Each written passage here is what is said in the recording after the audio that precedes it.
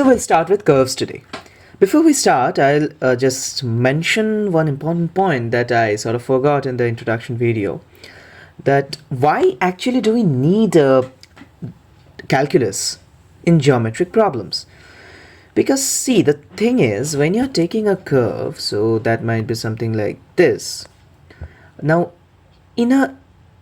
this curve has a lot of bendings, right? It's not a straight line like this. And also, if we take a surface, the surface can be in like various forms. So it can be something like, just think of this as a side view of the surface. So like surface is there, and yeah,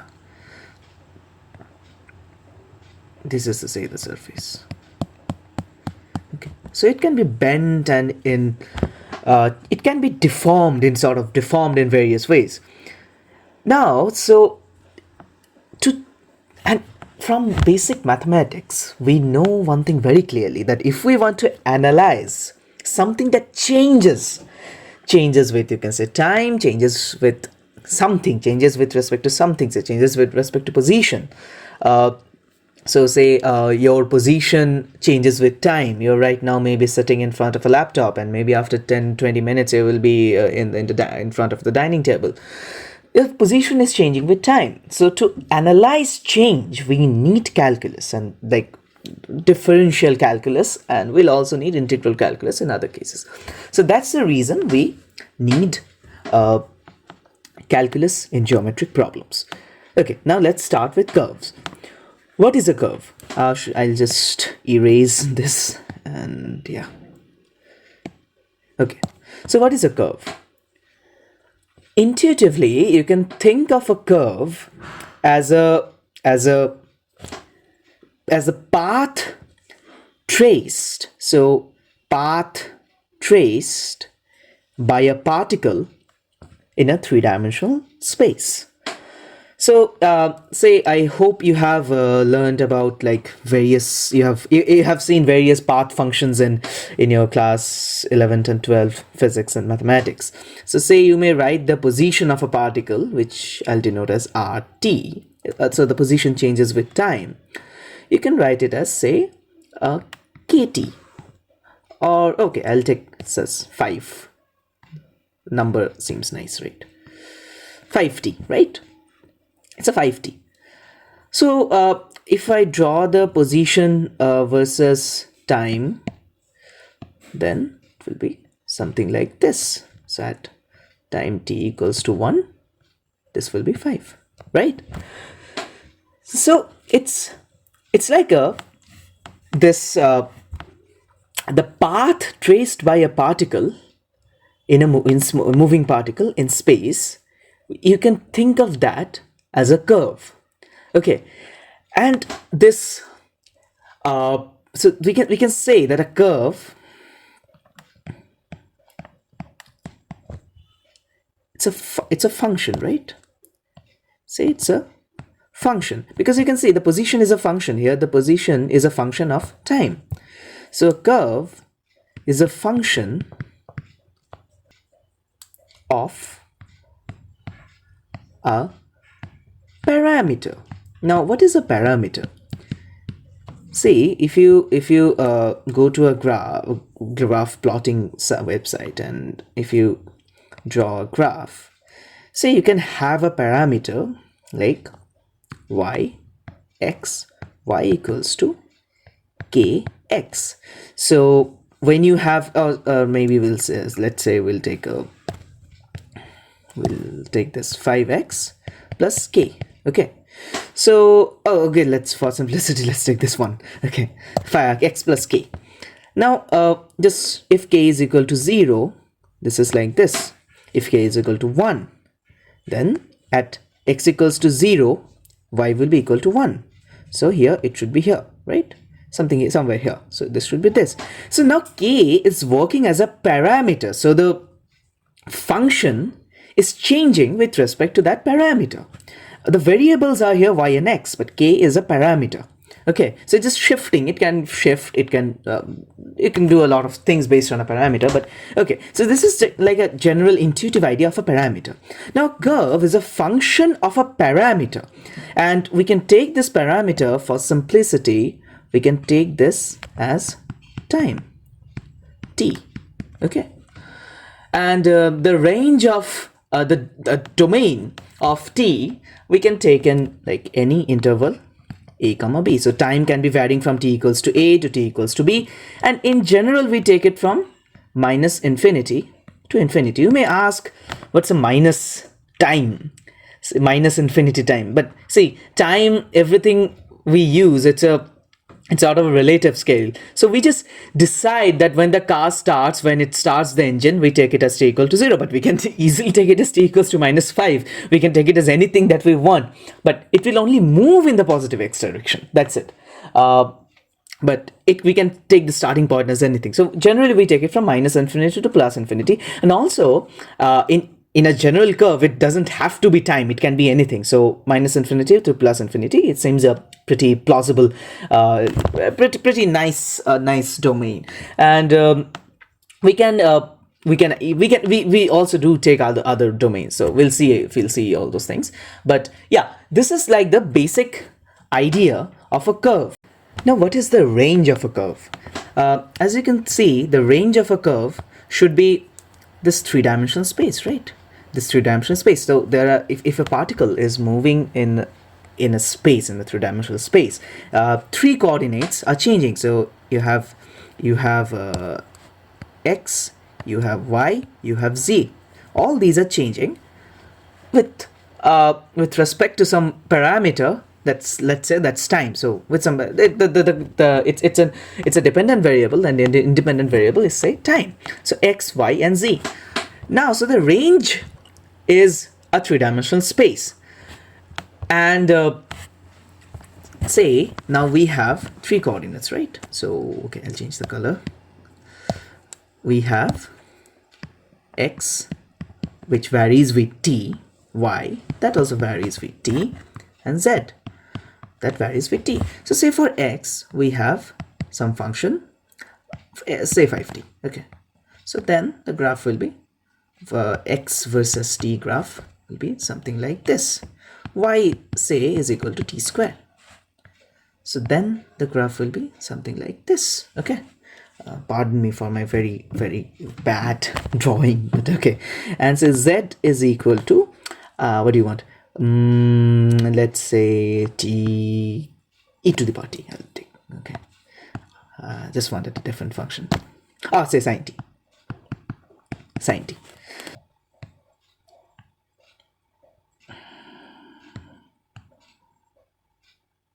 Yeah. So this is z with respect to t. This is y with respect to t. Now, see, these are three graphs that represent the change of different coordinates of a particle with respect to time. But we can also draw the path that it, so none of these are the paths that the curve that the particle traces. So say if y was always 0 and z was always 0, then this x versus t curve, this graph, this would have been the path that the particle would have traced. X would have increased, so, well, not the path, but it will only move along the x direction, right? If x and z were always 0, then it would have always moved along the y direction, and it would have varied with time as t squared, and x would have varied as 5t, and similarly z would have varied as sine t. But none of these represent the path that it traces. We want the path, that is the curve, right? So then what we can do, we can take the three different coordinates. So we can take xt, yt, and zt. These are the three coordinates, and see, they clearly denote the path that the particle traces. So here, say there was a particle here, okay, and yeah, there was a particle, and it is moving.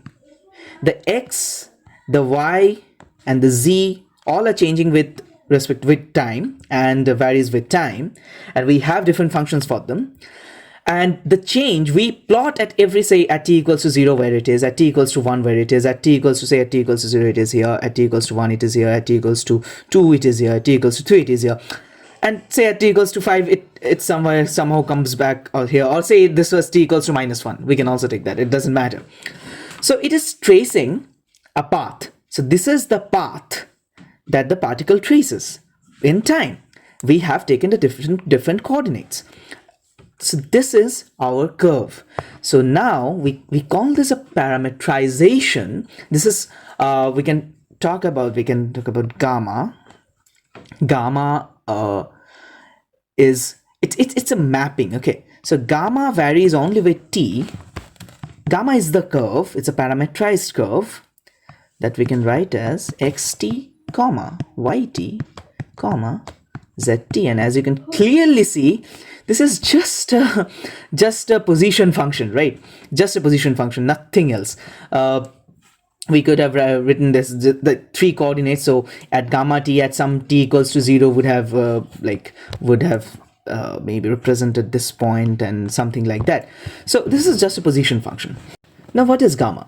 This is a position function. This is also a vector, right? So here this point you can draw it like this. This is a vector. So gamma is a vector, and also gamma is a mapping. So see, what is the independent variable? What is changing? Time, right? So time is continuously changing. So our domain is just a one-dimensional. It's an interval of time. The position of the particle is only changing, varying with time. So the interval. So say we take it as a comma b. That is the domain. The domain of the function, the mapping. And from a comma b, we are going to r cube. That is a 3-dimensional space. So we can write gamma as a function, a mapping from a one-dimensional. So a comma b is some subset of r, right? A real number line. So it's some interval from a one-dimensional real number line. So gamma is a mapping from r to r cube. So some subset of r to r cube. And again, gamma is also a vector. T is the parameter that is changing with p is the parameter that is changing, the independent variable, and x, y, and z, these are the dependent variables, and the position of the particle is the dependent variable. And this gamma is our curve. It is very important to understand the difference between the position of a particle and these graphs which presented the change of one coordinate with respect to time. That's a graph. But we are interested in the trajectory or the position of the particle. That is gamma t, and that is the curve. Okay, not these graphs. There's a distinction we need to understand. It's very important. So this t, we can in the curve that we are drawing, this t is not really visible. It's something that we have in our hands, and that's a great advantage. We can change it in whatever way we want. Now let's go through some examples.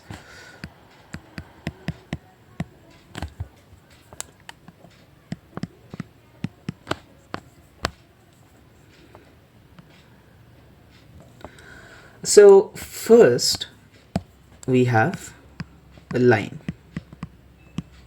Okay, what's a line? Just this in a 3-dimensional space. So say we take a starting point. So that is x0, comma y0, comma z0. Now this is the starting point. So say this is at t equals 0, right? And now the x, y, and z, they are changing. But as you can clearly see, they're changing in a linear fashion, right? So it has to be a line. It is line only when they change. The x and y and z are changing in linear fashion. So we can write x equals to some x0 plus at. Y we can write as y0 plus say pt. There's no necessity that they have to change in the same way. And z we can write as z0 plus ct. So after a time t, set t equals to say t dash, whatever, this will be I hope you can understand. This will be x naught plus a t dash comma y naught plus b t dash z naught plus c t dash. So we get a line. We get a line that represents the position of a particle that changes with time, the trajectory of a particle. So it gives us a curve. And yeah, so we can write this also as gamma, that is equal to some gamma at t equals to 0. So that's x naught comma y naught comma z naught plus m, that's a vector, m t. Okay, so what is m? And yeah, gamma 0 is also a vector, you have to keep in mind. We generally don't use this this arrow here, but for the simplicity I'm using it. This is x naught comma y naught comma z naught. Okay, and what is m? I hope you got it yourself. This is a comma b comma c. So see, are you getting the final equation if you add these two things? See, gamma 0 x naught comma y naught comma z naught plus a t plus a comma bt comma ct. So if you add the vectors, I guess you know how to add vectors. So you get x naught plus at, y naught plus bt, and z naught plus ct. Just all these three equations. Now let's look at a circle. Okay, so how do we parameterize a circle? I guess you all know it. If there's a circle like this is just xy plane, we can write x as a cos t. T is again some parameter, you can take it as time, and this as a sine t. So at any point, this is a cos, if this is a cos t, this is a sine t. So what is a? A is the radius. Okay, you can check yourself. Okay, this is center at origin. If it's not center at origin, there will be some like term that will just represent that it's the changes from some center. Well, we won't go into that complications here. It's not necessary, but you can clearly see that if you take x squared plus y squared, that is a square cos square t plus a square sine square t, which is just a square, because cos square t plus sine square t equals to 1. So x square plus y square equals to a square. We are getting it, and that's the equation of a circle. So we can parameterize x and y as a cos t and a sine t, and we can say a circle, this is at z equals to 0. We can take at anything, like say we can take at z equals to say b. Okay, so then this plane will not be at z equals to 0, but will be at z equals to b. So if we take a coordinate system like this, at say this is now for simplicity, this is z. So at z, and this is y, this is x. This z equals to, say this is b. So the circle is somewhere here. This looks like an ellipse, but like imagine you're looking at it from the top. So this is the circle, is z equals to b, and this is a cos t comma a sine t. So we get the parameterization of a circle as gamma t is equal to a cos t comma a sine t comma p. So you may ask, okay, well, the third variable is not dependent on t at all, but you see, you can write it as b plus 0 times t, right? So it's not dependent, it's independent of t, obviously, because it's a constant. We can take z, it's in our hands, right? We can take the plane of the particle, anything that we want, but the position of the particle is changing with time, but the plane that we are taking it on, that's we can decide it, so it doesn't have to depend on time. So yeah, this is the circle, and similarly you can I hope you will work this out yourself. You can ellipse on a plane, and there you will get it as, so well, first you take a cylinder and then you take the intersection of a cylinder and a plane. So you have some cylinder like this. My drawing skills are amazing, I'm very sorry for that. And yeah, the intersection of a cylinder and a plane. Then what you will get is an ellipse. Okay, and you will, if you do it yourself, you will see that x is equal to a cos t, y is equal to a sin t, and z is equal to 1 by k L minus m a cos t minus n a sin t. The axes are like this. X, sorry, this is y, this is x, and this is c. Okay, so it's a circular cylinder, circular base. So this has a radius a. So x, you can see it's clearly a cos t, and y is a sin t, and the z, if you just take the equation of a plane, which is which will always be something like mx plus ny plus kz equals L. So you can put the values of x here and y. You will get the z, which will be equal to this. Okay, you can do it and see. So now we have the parametric equation of an ellipse. X equals to a cos t, y equals to a sin t, and z equals to 1 by k into L minus ma cos t minus na sin t. This is an ellipse. Similarly, you will get a circular helix, which is again nothing but just x equals to a cos t, y equals to a sin t. It's a helix, circular helix. Yeah, and z equals to z is now changing, okay, with time. So because you have a coordinate system like this, so this is and yeah, something like this. Okay, you have a coordinate system, and so this is, say, is the z-axis, this is the y, and you may take whatever, it doesn't matter, x and y, and this, say, it starts from here, somewhere here, okay, and it goes like this, it goes up, up, up. Okay, so z is changing with time, but the change is linear. Okay, so right now it's here, then it's here, then it's here, then it's here, then it's here, then it's like from the origin. If sorry, I've drawn it from the origin. So yeah, from the origin, the z is changing linearly with time. There's a circular helix. And any plane curve, what is a plane curve? What's a plane curve? Any curve in which z is equal to 0.